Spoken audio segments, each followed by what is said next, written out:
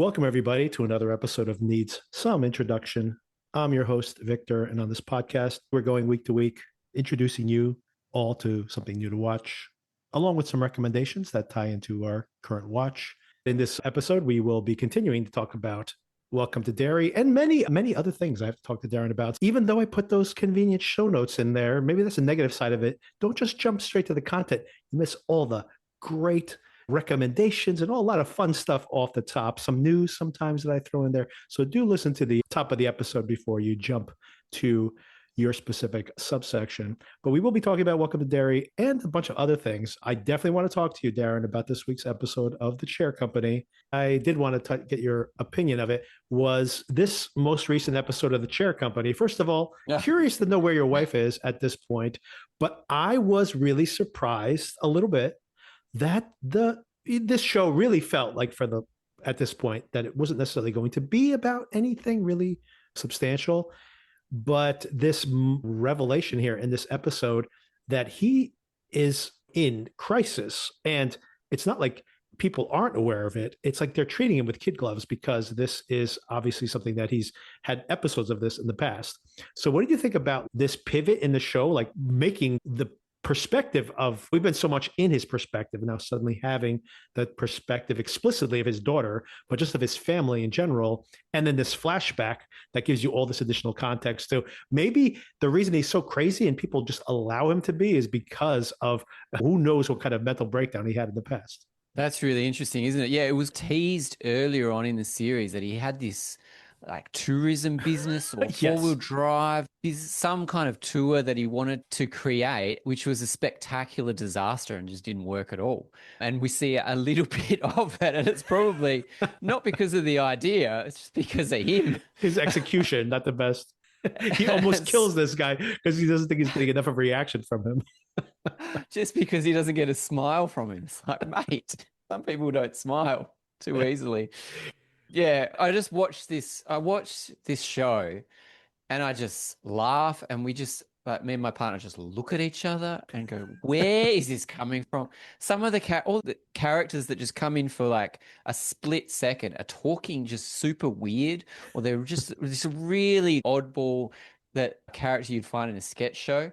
Yeah, I love the show. It's a must watch as soon as it comes out. Yeah. Do you know why your wife is such a huge fan of his? Is there a particular, has she ever explained it to you, or is it just her sense of humor? Look, I'm a little bit scared to ask her just because there's might be some things that I don't want to find out, but I will ask her and I'll find out for you and maybe report back next episode. But she just enjoys this kind of offbeat dude, which is quite interesting because the guy, I think, would turn a lot of people off. And I think a lot of people would see him and just go, nah. Not interested in being with this character for longer than a scene. But yeah, I think it's great. It's fascinating. I just laugh. Yeah, you just gotta laugh. Where's he gonna go? Right. Do you think the show is going to pivot more into that? I guess it's too early. I mean, maybe not. We're probably halfway. So we're 4 in, so we're pretty deep into this. So I do wonder if this is going to go further into the direction of making this into a deeper conspiracy.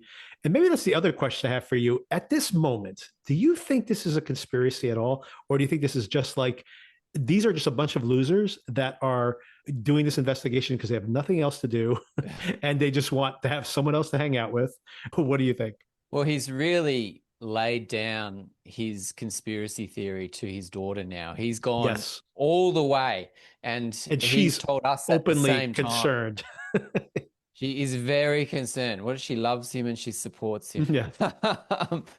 So I don't know. It could go one of two ways, couldn't it? Everything he says could be true, but I think it's probably going to be more interesting that it's going to break apart his world and nothing of what he's going into is going to be true. And maybe he's actually having another psychotic break. I don't know if you have a particular standout highlight comic moment, but I have to tell you that the guy he's hired now to watch his house, who he's talking to him on the phone, and he's just like, I'm not watching porn, I'm just listening to it, and all the pop-ups are coming up. They keep popping up on my phone. Can't relate to that at all. I don't know anything about this. I've never been on a web page like that has pop-ups that you can't.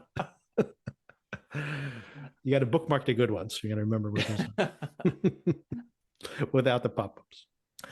Did you get a chance to see the premiere episode of I Love LA? I Love LA? I saw that premiere came out yesterday, but I haven't got a chance to watch it because my wife was keen. She's a big fan of Girls, and I said, it looks like could be similar to Girls. So she's like, don't watch it without me. So yeah, we'll probably catch that sometime in the next couple of days. Oh, great. We'll save the conversation for then. I'll just preview it here by very much like Girls, by the way. This is a bit of an acquired taste. There were parts of the episode that I found really grating, but then I was very curious by the end of the episode to see where this goes from this point on. So, I mean, I think I was probably more a fan of Girls at first, and then over time I became less interested in it. But this one was a mixed offering right from the top, but very curious to see how interested you are in it and what your wife thinks about it as well. And who's the lead girl in it? Because she's the creator as well. Rachel isn't she? Sennett, yeah, she was like in Shiva Baby, which is available on HBO Max, by the way, if anyone's never seen that. She was in Bottoms with Ayo Edebiri. Yep, and saw that. Yep. Yeah, so she was also one of the best things, or maybe the only good thing in that what was that? The Weekend and Lily Rose Depp show. Oh my God, yes, yeah. I think she was the only person I remember from that show positively.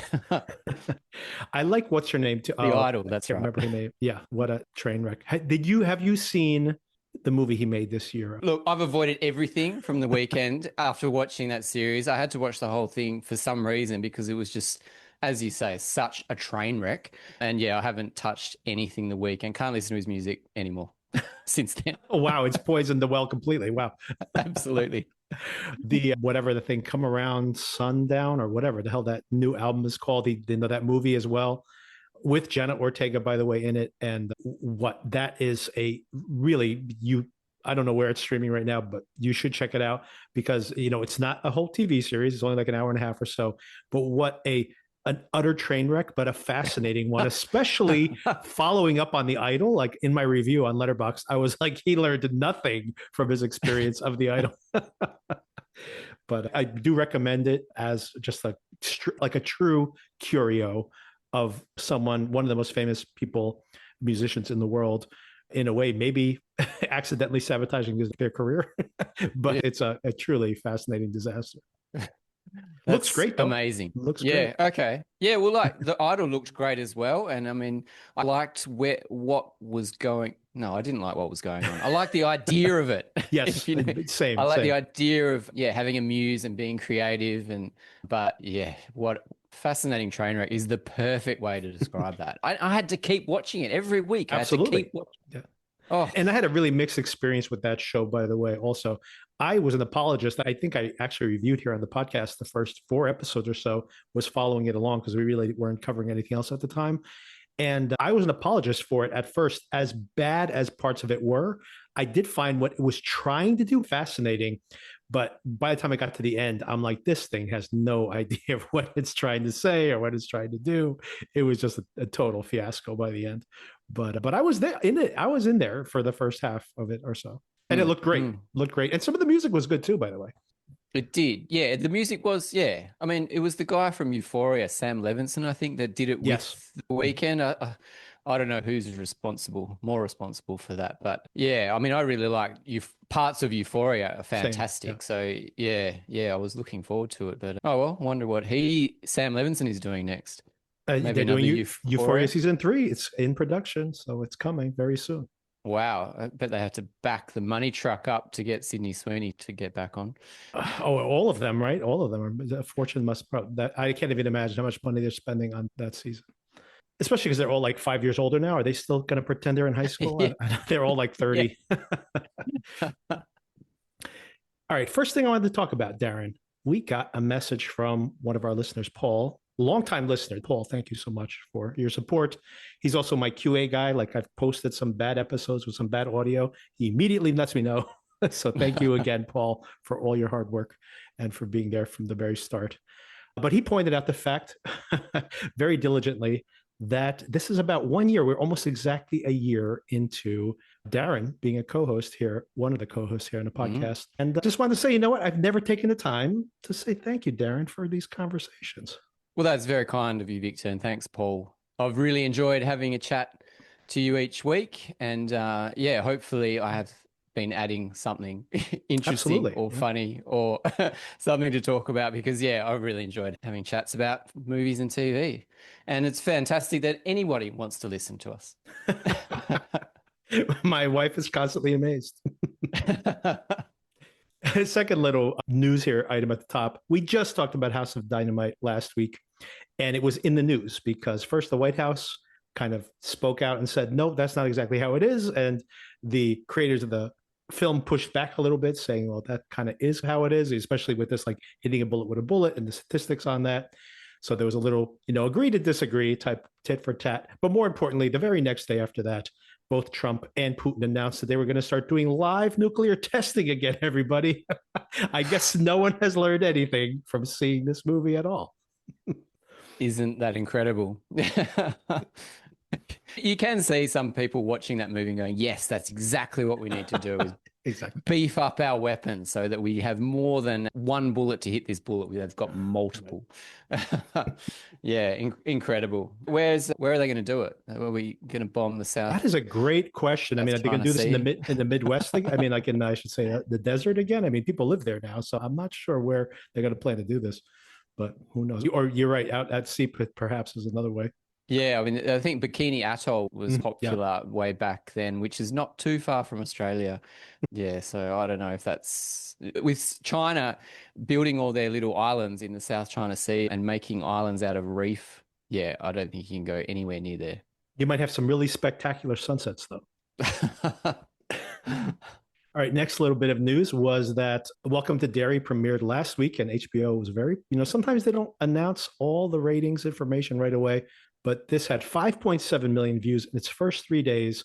This was the third biggest launch for an HBO series, behind only House of the Dragon and The Last of Us. So it's a very good company. My question to you, Darren, is do you think, given what you see in these first two episodes, and by the way, I'm going to spoil things a little bit here by announcing that I like this second episode significantly better than I like the first one. I don't know if I could have liked it less, to be honest, but I have positive things to say here. But I do wonder if the audience will continue to show up. So do you have any kind of initial feeling about that?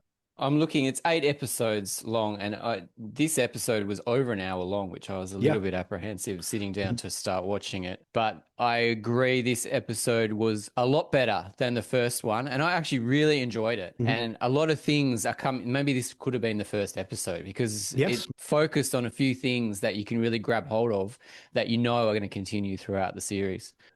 You know what? I didn't get to dig into, I think I brought it up when I re-listened to our conversation. I never dug into it, but I was saying I felt like that episode that we saw last week had been maybe like a late maybe someone at HBO or someone in the showrunners thought they needed like maybe a more grab the audience by the collar first episode to have that kind of, and I just felt like it had been tampered with. And the thing specifically I wanted to call out that I didn't bring up initially was the scenes on the army base when he's in the back of the car and Dick Halloran is driving the Jeep, that it's obviously CGI, like the background, like you could see the halo around their heads with like a bad CGI job. The actual army base with you see them driving through this incredible set must be an actual location where maybe they have actual planes that they can roll around, because it looked very authentic. But then all those conversations in the car looked completely artificial. I'm like, that was all shot on green screen, probably like months afterwards, like composited into the episode. And I just felt like a lot of stuff in that episode was like exactly like you're mentioning, that maybe this was going to be the pilot, because it's just the whole idea that by the end of this episode, it seems like they are like now slowly building up that losers club. Didn't they do that quickly in episode 1? Now we're doing it again in episode 2. So it seemed like a lot of this, I have a feeling that you might be right. That's why this episode's so long, possibly. This was probably the original pilot. And then they wanted to jazz things up with maybe a more, attention grabbing opening. So they went with that arguably not great CGI heavy car sequence in the first episode, and then the shock of the deaths at the end. And then they added some scenes to the second episode to like do a transition where the girl had already witnessed this death, these murders in the at the theater. It just feels like there's this couple episodes have been cobbled together, but I thought this one it flowed much better. Characters were much more interesting. The motivations made a lot more sense to me. And I'm going to jump ahead, but we'll break it down a little more detail in a moment. But that final moment where they find that car and there's those bodies inside of it, there was a real sense of dread that like something bad is coming. And I thought it just worked so much better than that first episode.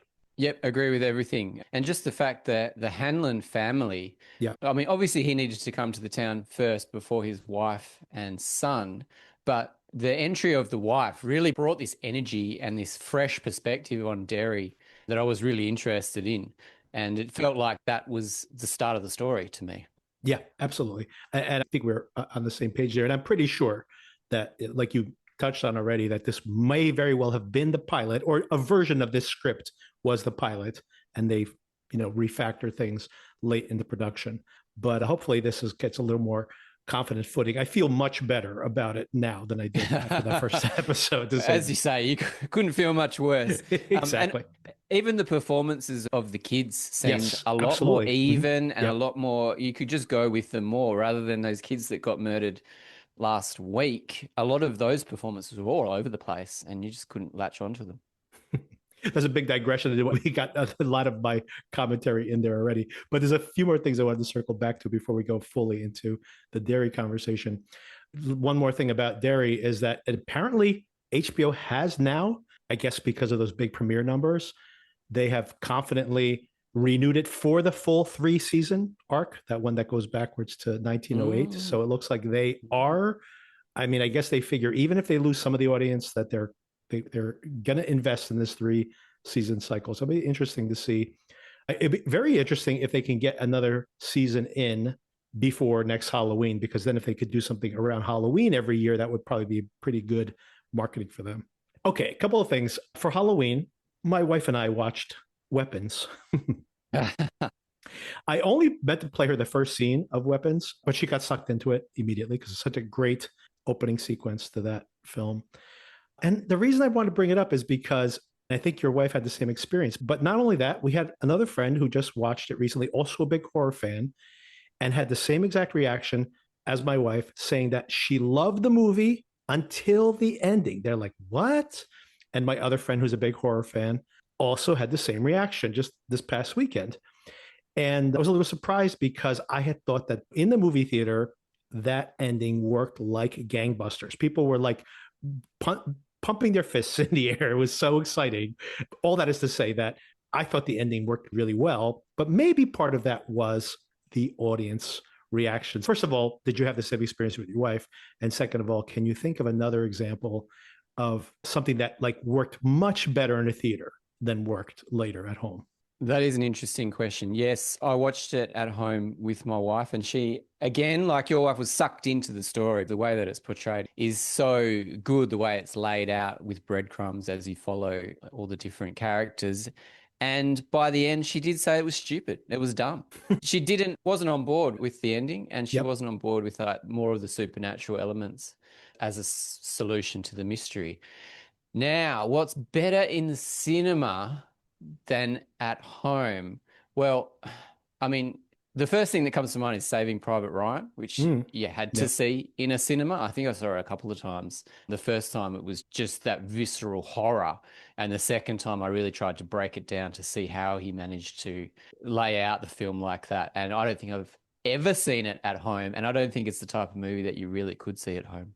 I've seen it at home and it still works, but I do agree that first time of that, like literally like my heart pounding in my chest during that opening sequence, you only get that experience in the theater. I was trying to think when I was going to ask you this question myself, what would be a good example even from this year? F1 definitely was an incredible experience in the theater, but I got to tell you, I watched that at home and I got really into it also. So I think it works pretty well at home. By the way, that's about to premiere. I think in the next few weeks will premiere on Apple TV Plus if anybody hasn't seen it yet. I did have another thought about this very year, and I think you've seen this as well. The Naked Gun movie was really funny. I mean, I laughed so many times, and I don't often laugh that out loud that much when I'm watching a comedy. I laughed so many times seeing this, and a lot of that had to do with seeing it in the theater because that movie's just throwing 20 jokes a minute at you. And, if a handful of people in the theater find any one of those jokes funny, it just gets rolling from one joke to another. I mean, my ribs were hurting by the end of that movie. Yeah, I really enjoyed that movie too. I saw it with my wife and my youngest child, who wasn't too young to see it. She was okay with it. And you'd laugh at different jokes. She was Yep. laughing at way different jokes than what I was laughing at. And there was a couple, and then it's a really strange film because when you leave the cinema, you can't remember any of the jokes. I just And you always just wondered remember what you laughed at. the whole sequence when they like reanimate the snowman. And then they have to kill the snowman, and all of that, just how it just keeps escalating one on top of the other and just gets more and more ridiculous. And then my favorite part of that whole thing, that huge montage where they've had like hundreds of experiences and had supernatural elements and everything else, and they're driving back home and they're like, wow, what a great weekend. This is it was just a weekend together, their first weekend together. How do you top good. That? So have you seen that? Are you watching that at home now, or are you going to leave it in the cinema? I think I'll watch it again to see if if the comedy works for me as well. I got to tell you, the other thing that made me laugh so hard, and the audience laughed so hard at this, and it's such a bizarre joke, was the TiVo joke about don't connect to the internet because you're going to lose all your Buffy the Vampire Slayer episodes. I never even owned a TiVo, and it's such a specific joke that you only know if you've owned a TiVo, and they like don't care that this is a joke for just a niche of the audience. And somehow it worked. Like the theater just laughed, and I'm sure most of those people have no idea what they're talking about. But his commitment to that joke, he was so angry that she connected the TiVo to the internet. Now, no one owns physical media. It's all on subscription. So if you lose your subscription, you lose all the movies you've saved or whatever. But you have that favorite show that you've kept from years and years. And there's no way that you want people to to lose it. And it reminds me of when you have VHSs that you rip the tab out so no one will record over it. But then someone always gets the sticky tape and puts it over to record some dumb show. And it's just, it's the worst thing in the world. Man, VHS. We're really speaking to our age group there. Yeah, true. Yeah, we just lost half our listeners. Oh, I have so many things here that I put on this list of things to discuss this week. One of them is the Scream 7 trailer premiered. So if anybody hasn't seen it, check it out. What'd you think of this trailer? I mean, I watched it, and it's Neve Campbell and it's Courtney Cox, and I didn't pick anyone else, but I assume a lot of the old gang is coming back, which fine, okay. I don't know if that's going to get me in the cinema, but yeah, Scream. I mean, yeah. Have you liked the new series, the rebooted series? I think I watched a bit of the last one, but not enough. I think it was actually quite interesting the way that it started off. But I think one of my daughters was watching it, and I was like, yeah, just tuned in and tuned out. But I did watch the original again with my 13-year-old, and she loved it. And it was a great rewatch as well. I feel like they're rebooting it yet again with this most recent one. So, because it seems like it'd be much more heavily involved with the original cast rather than the new refresh cast. I'm not sure if it's a rumor or not, but I heard the original killers were coming back. So I'm not sure how they're going to do that. Well, supposedly, there's a rumor that Matthew Lillard is not dead because he's never officially died, like been announced at any point that he died. So maybe he obviously was stabbed. Spoilers for Scream 1, but he may have survived that and then could still be around. But the Skeet Ulrich character, who has been around, by the way, he came back as a ghost, basically, not a ghost, but as a mental projection, I guess, of his psychotic daughter in one of the most recent films. And a couple of movies I've seen, actually 3 films I want to shout out. One was I saw Begonia, the new Yorgos Lanthimos film. This is one of my favorite Yorgos Lanthimos films. How are you on him in general, Darren?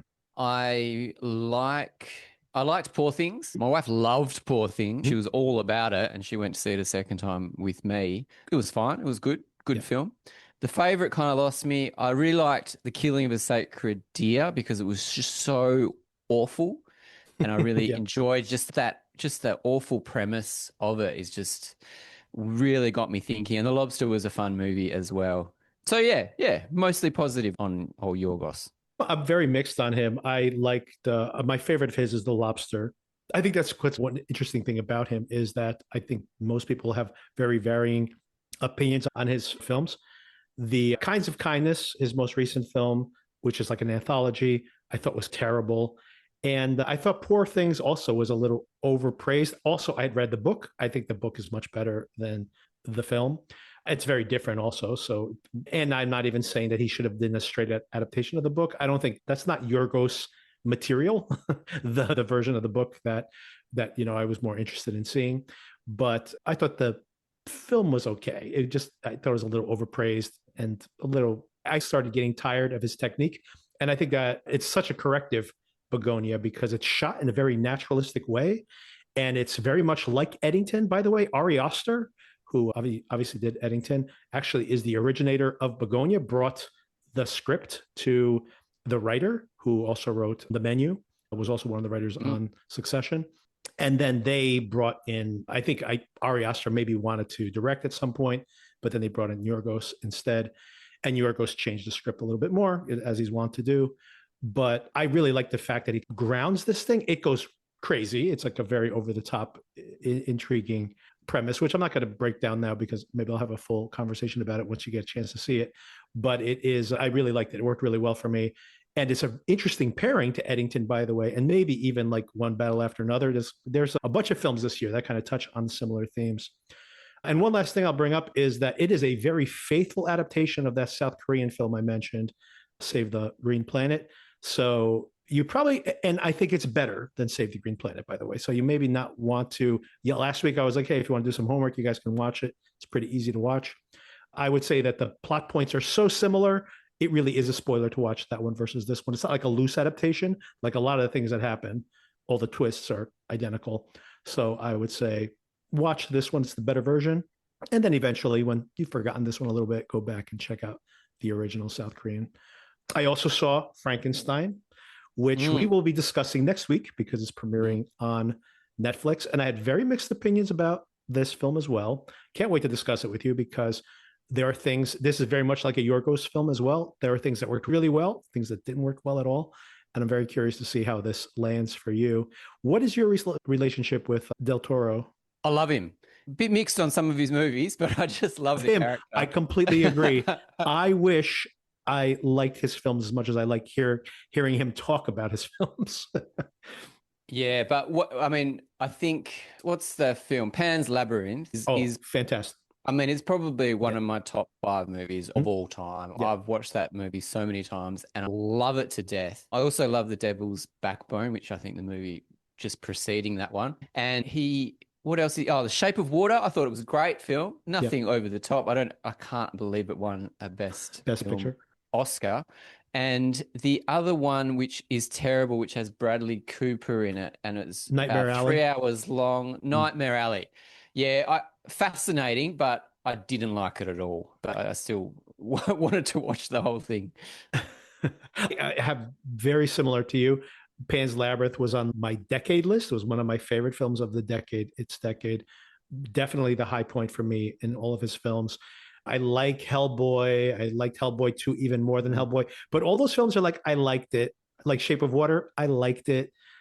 And once again, just like Shape of Water, I loved parts of Shape of Water. And then the stuff, big chunks of the movie don't really work for me. And Nightmare Alley, identical to what you're saying.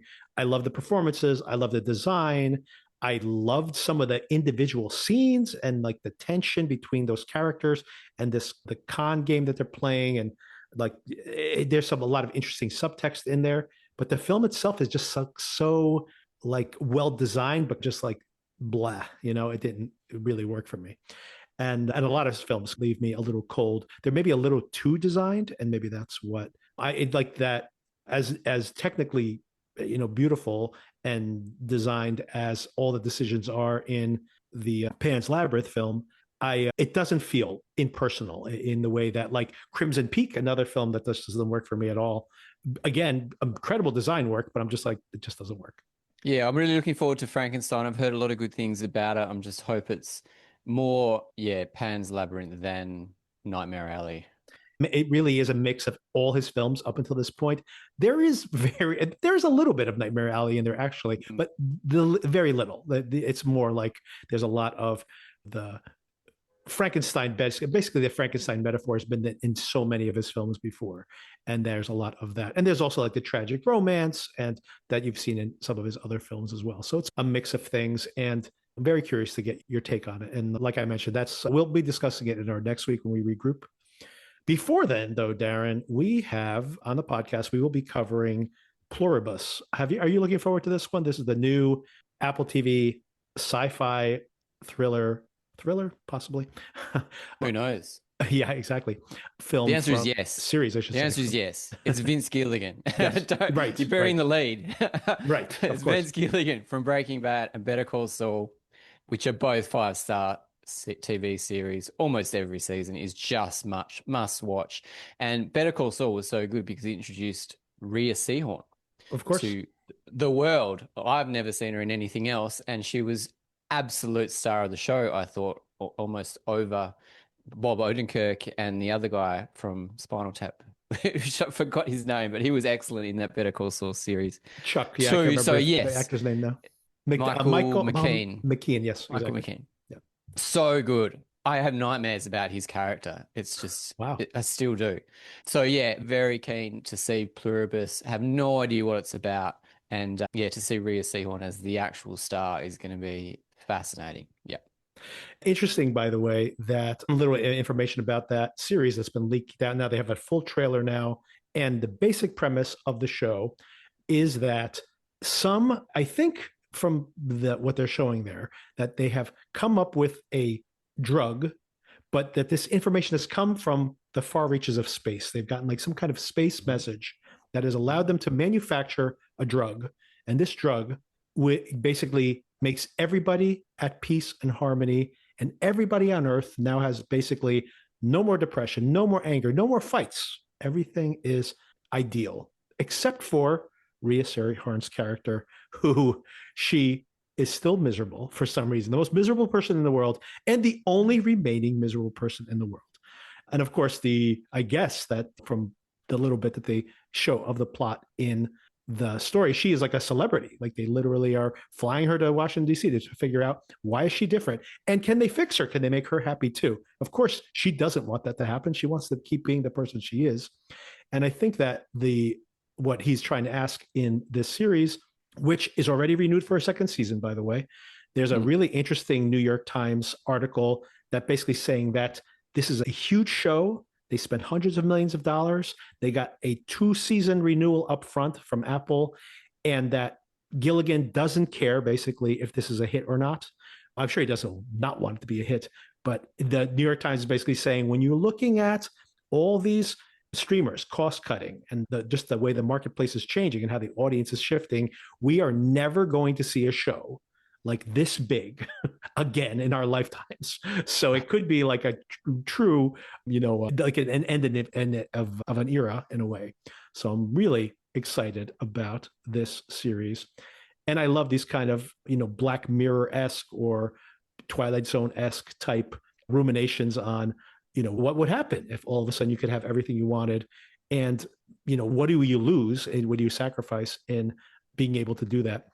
And I found it very interesting in that same article that Gilligan was talking about. He wrote this while he was working on Breaking Bad. He wrote it for Rhea Seehorn years ago, and that he himself has struggled. He started as a very young writer, wrote a few episodes of The X-Files, and then became like the showrunner for The X-Files, became an executive producer, started writing, directing. From that, he gets Breaking Bad, then he gets Better Call Saul. He wins all these awards, but somehow, with all the success he had, he always felt like there was always like something in him that kept him from enjoying the things that were happening around him. So it's a way for him to like exercise that feeling that even when you have everything, sometimes you just don't feel satisfied. Well, that all bodes well for this series, but geez, he's hit everything out of the park. Is he gonna? Yep. Can you be so successful on and on? We will see. I just love the way that he balances extreme kind of horror and drama with hilarious comedy, almost in the same scenes. And yeah, it's going to be really interesting. And also love the sun-drenched trailer. It looks like he's shot in is he from New Mexico or Arizona or something? Shot in the same area as basically as originally, it would think it was supposed to be in Texas, but they couldn't shoot in Texas for some reason. So they shot again in New Mexico, I think, wherever they shot Breaking Bad.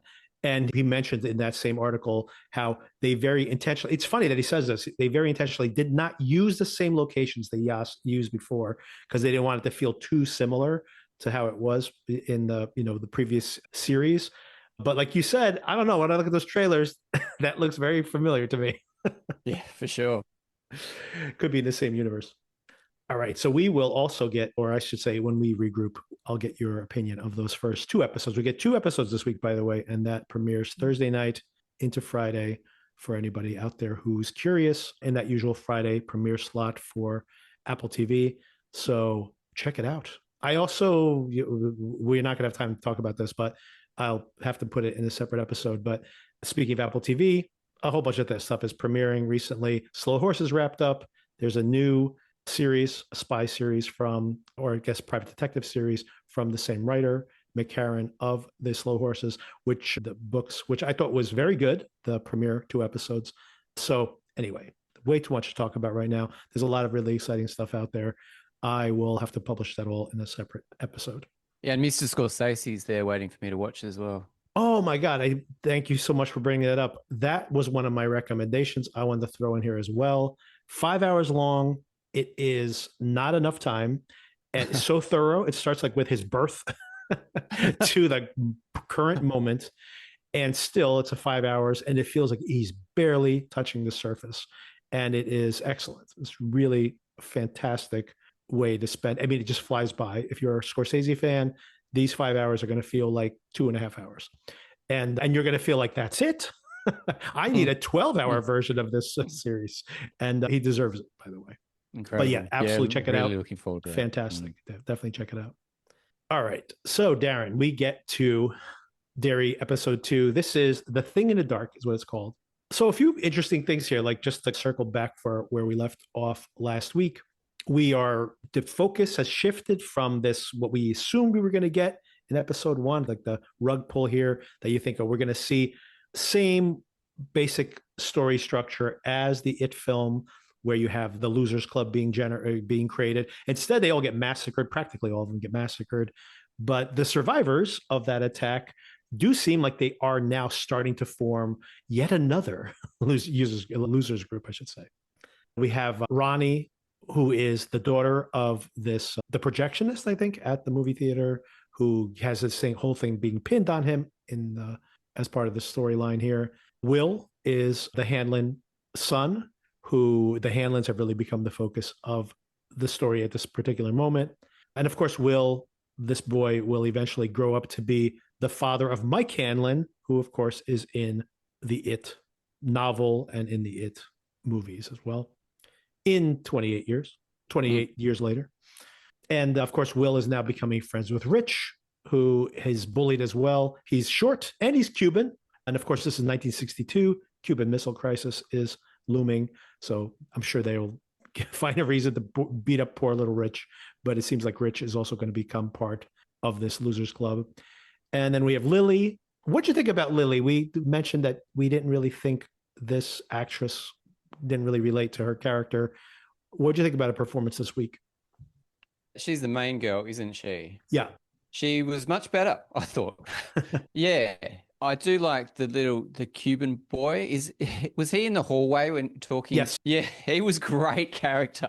And it's an interesting show because you're trying to work out who are the characters that are going to go forward and create this losers club. So you really have to try to concentrate to go, should I care about this one? Is this one going to survive now? Is this one going to be further to the plot, or is it just going to be another nightmarish kill? So I think that is another misstep in the way they structured that pilot episode, for that very reason. Like, I feel the same way. I'm like, should I care about this character, or are they going to die soon? Right? And I don't know if that's a good thing to be thinking while you're watching the show. Yeah, it's really not. I don't like it. It makes me a bit unnerved. But yeah, I thought Lily's performance was a bit better. Yes.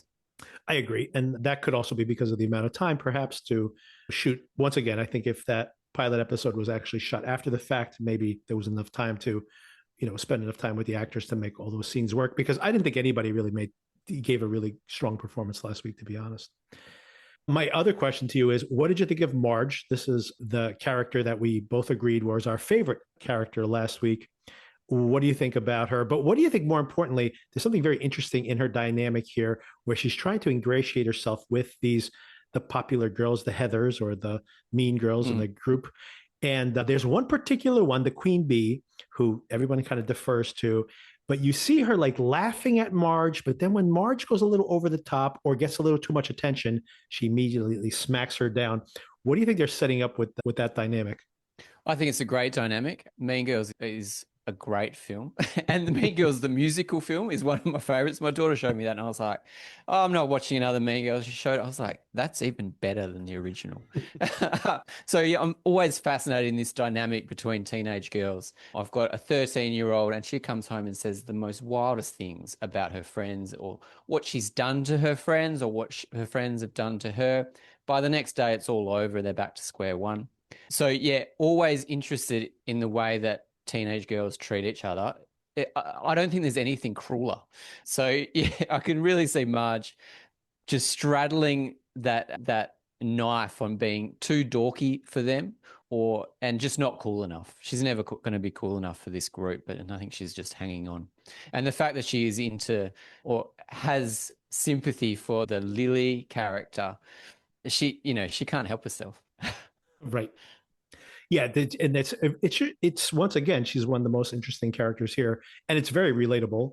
We all probably had an experience like that when we were younger, where you're turning your back on a set of friends, and trying to ingratiate yourself with the more popular kids, or at least just the more easily social direction to go in, and like that push and pull of both directions. But I feel like Marge is probably going to be, she could potentially create problems as well from playing both sides, but eventually I think she's going to be part of this losers group. By the way, Lily does the most despicable thing. I mean, we sympathize with her because she's basically being bullied by these cops, but she throws Hank Grogan, Ronnie's father, under the bus as the perpetrator of the massacre at the movie theater. I think Ronnie's putting in a good performance, and poor Lily, she had nowhere else to go. I mean, that chief had it in for the father, and he was going to lock him up by any means possible. So yeah, poor Lily, she didn't have anything else to say. And yeah, it's a shame that her and Ronnie are broken up. But of course, the Losers Club is going to get back together soon. Yeah, and if you saw the trailers for next week, it looks like they are working together now. Lily and Ronnie will be working together to try to exonerate the father, I would assume. So the Hanlin family has really become the focus, and I don't know if this is going to be continuing throughout the rest of the season, but I wanted to mention a few things here that I thought, first of all, Charlotte Hanlin, this actress, Taylor Page, she's so terrific, by the way, and I don't see her in too many things, but have you ever seen Zola? Have you ever seen the movie Zola? I've not, no. This is a terrific movie called Zola. I think it's pretty easy to stream, and it is based on a Twitter stream that supposedly was true, but I think it was just, someone writing fiction. Yep. But it was about this girl who worked in a strip club and was seduced by another stripper played by Riley Keough and in the movie, and that she basically sex traffics her out of the state. And it is funny and crazy. It's a really wild movie. But Taylor Page is so incredible in this role because she's the tweeter as well in the film. So she has to play the role, the tough girl stripper in public. And then you see her like in front of this mirror, like in this liminal space where it's her interior monologue. The dichotomy between those two things is so fascinating. And she's able to be a different person in that inner monologue and then bring that to the performance on the outside. Anyway, she's a great performer. And I'm glad that I get to see her in something because she hasn't done that much work since that, at least that I've seen. Yeah, I think she was the highlight of this episode for me. And she immediately came in. You knew her character. She was killing it. I haven't seen her in anything, but she's in The Toxic Avenger, which came out. Oh, yes, that's right. I heard that too. And I do plan, that's in my watch list. So I'll probably catch up on that. Yeah. What did you think that they're trying to set up here? I thought it was really interesting the fact that even when she goes into that deli or that butcher shop, wherever she is, and that this perhaps more progressive owner of the shop is, oh no, I wasn't surprised to see you because of the race. Like he basically seems to be like stereotypically progressive, especially for this period of time. And yet you see her reacting to these kids getting punched outside. And even the shop owner, this kindly shop owner, is just like, boys will be boys. And I wonder what that is trying to set up. I guess we've seen this in the It films in general and all these adaptations, that there's always this undercurrent of these, like, it's almost like this sub theme of all of these, that there's always these thug, bully, older, slightly older kids, which not only is like oftentimes directly manipulated by Pennywise. So maybe that's part of what's being set up here. What did you think? Yeah, I guess it's of the time. There's always this like racial divide in these kinds of towns. I mean, she almost couldn't walk the street without getting stared at, right, which must be a terrible feeling. And the fact that she is still strong enough to go and break up this fight when she's putting herself in danger. Yeah, these boys are not intimidated by her. You know, if it was probably some older white woman, they probably would all run away, but they just eye her down. Yeah, absolutely, it's pretty frightening. And I think the way that Stephen King, he's always got these, as you say, he's always got these thugs. Is this a product of the fear of Pennywise being in this town for generations, that people turn a blind eye to bad things happening because they don't want bad things happening to them? So if they're in a little moment of peace, they're quite happy to ignore it when it's affecting someone else. And of course, another really big thing that's happening here. Oh, a couple big things. Let's talk about what's happening at the Air Force Base. First of all, almost forgot to bring this up, but very interesting to see that, what's Will's father's name here? Leroy Hanlin, that the pilot who's been brought in, that turns out the reason they want him really is because he had this damage, that his amygdala is damaged and he has no fear because of that. And that it turns out that the beating he got last week wasn't by a bunch of white supremacists. It was actually by his captain himself, because they wanted to prove out whether this is true or not. Because this is an interesting thing I hadn't thought about, like even when they introduced that last week, that, think about it, Pennywise preys on people's fears. That's what he does. He like looks into your mind. He finds your greatest fear, even if it's silly to someone else. It's your personal greatest fear, and he uses that to terrify you, to manipulate you. And imagine you literally have no sense of fear. So, like, is this like a superpower against Pennywise? I mean, I guess that's what we're going to discover over the course of this show. Yeah, I thought this was a little bit hokey. As you say, it could definitely be a superpower, but I don't think it was developed enough. I don't think just because they tried to beat him up once in his dorm, I don't think that actually illustrates what they were saying, or not enough for me anyway. And also the whole concept that they know about Pennywise and they know about this fear, I think that's quite interesting. So how far back does that information go, and how do they come to that information? And also, what are they thinking of trying to harness this power for themselves, and how are they going to go about doing that? So yeah, there's something there for sure. Yeah, I'm intrigued by it, all as clunky as it is. I mean, honestly, it's just to show how clunky maybe that first episode was, that until they brought up specifically that we wanted to test whether you really had no sense of fear, I was like, oh yeah, I forgot that even happened last week. Yeah. Thanks for reminding me, because I forgot completely. But as silly as it seemed in the moment, that is actually an interesting twist, right? Because if they have tried to approach this center of evil or something, and have had people chicken out because of this, or go mad because of their fear, then, well, let's see what this guy does. This guy has no sense of fear at all. Well, apparently so. I mean, he's got some grisly scars. Do we know how he got those scars? Do we know? Do we get a flashback to see what happened? Maybe, yeah. I think it was. Yeah. I assume it was a plane. I mean, this is me just writing this in my head, but I assume it's a plane crash, perhaps, that actually caused some kind of brain trauma that caused the damage to his amygdala. And how's that lack of fear gonna affect his family unit as well? I mean, it seems to not affect it, which is interesting. That it's like it only affects, like his sense of fear. It would be funny when when the family's like terrified by something in the future, and he's just totally relaxed. Like, come on, guys, get over it. And also his relationship with his wife. I mean, I don't know how healthy the relationship is, but sometimes there's a bit of fear of both sides. And how would you interact with your wife if you have no kind of fear of how she's going to react? I don't know. Okay, another reason I liked this episode a lot better than last week is that unlike the ridiculous car sequence, I know it worked for you somewhat, but it didn't work for me at all. It just came out of nowhere. I gotta say the two set pieces here were really effective because once again, it's grounded in character, right? You have Ronnie who has this guilt over killing her mother in childbirth, having this horrifying sequence where the bed comes to life. The makers of this film find like vagina dentata to be very terrifying, by the way, and umbilical cords. And umbilical cords, yeah. Are we going to see one in every episode? I don't know how that's going to work, but and and then of course we have Lily with her father, Pickle Rick. I'll just call him Pickle Rick from now on. That in his, that she runs into him in the grocery store in the worst way possible. But I thought both of these sequences were not only pretty effective, they were character based, which I thought was a step in the right direction. Yeah, maybe that's why you didn't get into that cast scene in the last episode, because we didn't even know who this kid was at all. Any of his motivations, he just wanted to leave Derry.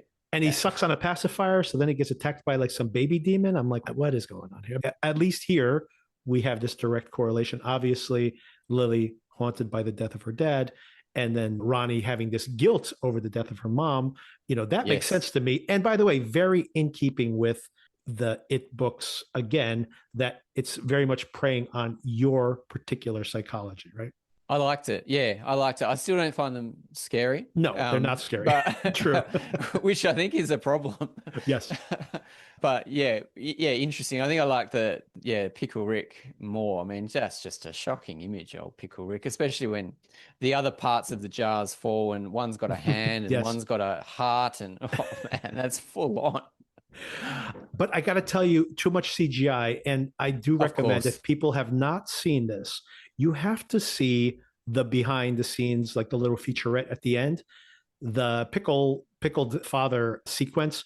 The head in the jar is an actual practical effect, and it's like flesh colored, and the eyes move, and it is so disgusting. And then on the ground, like the girl's holding the practical effect in her hands, and you see the skull sliding off of the other pieces, like they're all attached and they can spin independently of each other. And it's so fleshy and gross. You guys had a practical effect and you layered so much CGI on top of it. I can't even tell it's a practical effect anymore. You guys got to chill out. That thing in her hand is so much more disgusting than the CGI version. It's a practical thing she's interacting with, but there's so much layered CGI on top of it. It looks fully CGI. Couldn't tell. Right. Wouldn't have even known. Yeah. But that's a good tip that there's behind the scenes after the episode. I only found that out in maybe the last couple of scenes of Task, that they have this whole little featurette, which was actually quite interesting. Yes. So that's a good tip that I'll keep watching through the credits to see those, but yeah, as you say, I mean, the expression on the face in the jar and all this stuff they layered on top, if they didn't do that and it was just a real life face, maybe with a couple of blinking eye or something, that's way more frightening to me. Yeah. Once again, recommend everybody check that out. Literally in the featurette, when she sees the face in the jar, it just is in there, like flesh colored, not all green, like pickled looking. And the eye opens while she's looking at it. It's like a puppeted open, and it's so disturbing. And that the fact that someone looked at that and goes, I know what we'll do. We'll make it all green and we'll do this. I'm like, come on, we'll make tentacles. I'm like, what is going on, people? Like, you had it already. Like, let's not put too much sauce on this thing. Sometimes less is more. Sometimes less is more. Oh, for sure. Can you imagine the artists that worked so hard on those practical models and then just to get it all written over by a computer? That is the sad part about it. If you actually watch that, you see him, like the artist, with the thing in his hands, and the slices will actually move independently, but they're still attached. So they just slide and wobble. And he shows you, like, he puts his fingers against the lip and you see how the lip moves and everything. It is so gross. And to your point, exactly, could you imagine the amount of time this guy put into making that practical effect? And then they're like, we'll just get a goop of CGI all over it. I'm like, what are you doing, man? I don't know. Show the work, man. Show it. Yeah, we need a balance, people, a balance. And of course, one more important fact here back on that army base is that Dick Halloran, of course, is there because of his shine, that he has some feelings. He has his shining that is allowing him to find these evil artifacts. He goes into town at night, he breaks curfew, and they almost get in trouble. They think they're all going to get in trouble, these other black airmen that are with him. But of course, he gets special permissions, but he seems to be pushing it a little bit. But he's like, nope, we're getting close. And then, yeah, we had that final moment where they dig up this old car, which I'm sure will probably correlate to that maybe we'll even see flashbacks to 28 years earlier when the last time the creature was around. They have found this, and there was something really foreboding about them pulling that car out, and the mud's pouring out, and the people inside the car. Maybe that's what's represented in the car trip family demons in that first episode, perhaps. Yes. Yeah, So that's what I thought too. That might be who they are. Once again, would be creepier if we had some reference to them before then, but maybe it'll circle back to it. And of course, the Native Americans, by the way, becoming more and more prevalent here, watching from a distance, knowing that they're digging into something that they shouldn't be. And so all of this is very intriguing here at the very end of the episode. That's really cool. I didn't get that he's got the shining at all. So we got the legend of Scatman Crothers is coming through, which I just love. And they're not going to call it the shining, are they? No, well, Maybe I doubt they would call it. Yeah. I mean, he might mention that because when Scatman Crothers in The Shining, or in the book as well, he says that it's used right in the Kubrick film as well, that I was able to see things that other people couldn't see. My grandmother called it the shine. And that's where the shining comes from. So he already has that terminology. Will they actually say it over the course of the series? I have a feeling this show is definitely going to say it. Yeah, they're going to make it plain and obvious. Well, that's cool. I really enjoy that. That's wicked. Yeah. And we know he's going to survive too. Oh, right. Exactly. Yeah. No mystery there. And I agree with you. The spooky car getting winched out of the hole and the bodies falling out. Fantastic. As that episode finished, I was like, Victor's going to like this one. He's not going to bag it like the last one. We're going to actually have to talk about it. Yeah. I enjoy this one much better. And I'm still not 100% on board that there's enough here to make a series out of, but I am, way more confident at this moment than I was before. Okay, a few things to mention here at the end. First of all, I wanted to say that just because this is a prequel, I was kind of down on prequels last week, being like, do we really need a prequel? I wrote up a little list of, prequels aren't always bad. And I'm going to run some by you that will segue into something else I want to discuss as well. And one other thing to bring up. So we got a little feedback. Not that many people responded, but the ones of you that did respond, Darren, everybody wants us in conjunction with this. If we run out of other things to talk about, they want us to do the Watchmen rewatch. Awesome. Yep. I've been thinking about it, and that's what I want to see as well. And I ticked it on my HBO Max list last night. We do not have time to watch it next week to discuss it, and we probably won't have time to discuss it the week after that. However, we will start rewatching it, and eventually we will circle back to it. I think it's only 7 episodes, maybe 8. So we can probably, later in the Derry conversation, especially if we have episodes that have a little less plot in them, maybe we'll do 2 episodes at a time. And we'll see when we have those gaps. I think there are some gaps in this calendar that we can plug that into. But I wanted to bring up prequels that work because it segues into something else as well. First of all, of course, the obvious choice, Godfather 2, not truly a prequel, by the way. Parts of it a prequel, parts of it a sequel, but definitely prequel elements there. So you can't forget that one. The Good, the Bad, and the Ugly, actually a prequel to the other Westerns in that cycle. Indiana Jones and the Temple of Doom, another prequel. X-Men First Class, Darren. How are you on X-Men First Class? Fan? I thought that was one of the better ones. Yeah, absolutely. Agreed. Fury Road and Furiosa, prequels. Definitely not one of the better Mad Max films, but still very interesting to watch. Absolutely. Not Fury Road? Not a good one? Fury Road, I mean, that's just an all-time movie. But that's a prequel too. That's why I brought it up, as well. Darren, you know what else is a prequel? Andor. Andor's a prequel. It's a great prequel. Not enough people watching Andor. I was talking to a good mate the other day, a massive Star Wars fan. I've known him for years and years. Tried watching Andor, couldn't get into it. I was like, mate, give it another go. Yeah, you got to put in the reps on that one for sure. All right. Those are all non-horror. There's some sci-fi in there a little bit. But you know what? There's some good horror prequels too. Alien Romulus, Prometheus, Alien Earth, all prequels. Quiet Place Day One. It's a pretty good prequel. We just talked about this one last week as a recommendation. Pearl is a prequel and the best of those films. Love Pearl. Darren, I never asked you about this one. What do you think about The First Omen from last year? The First Omen. I think I started watching it, but I didn't continue it. But it was shaping up really well. Oh, you didn't finish it. It's really good. I gave that was on probably my top 30 last year. And my only ding on that is all the stuff that is like winking directly at like, ooh, look, it's an Omen movie. You literally cut those scenes out and you just say, hey, it's in that Omen universe. We don't have to be too specific about stuff. You cut out those few things that connected to it's a really good movie. So anyway, The Omen, First Omen, I should say, really good. Twin Peaks Fire Walk with Me is a prequel. And Darren, last of all, here's where I wanted to get to in this conversation. Prey and Killer of Killers is a prequel. It is. Yeah. Yeah. And we will be watching, I don't know if it's a prequel or a sequel or both. We will be watching the new Predator Badlands also this week. Are you planning to see it this week, Darren? Okay, so I'm just realizing it's coming out this week. So yes, it's at the top of my list to go and see it at the cinema. So if Thursday is the day, then I'm going to go at some stage this weekend. So that is why I was saying that we probably will not get to Watchmen. If we didn't get to it this week, we probably can't get to it next week because I want to talk to you about Frankenstein. I want to talk to you about the new Predator film. And then, of course, we still got to at least spend a little bit of time talking about Derry. So that'll like eat up most of the time.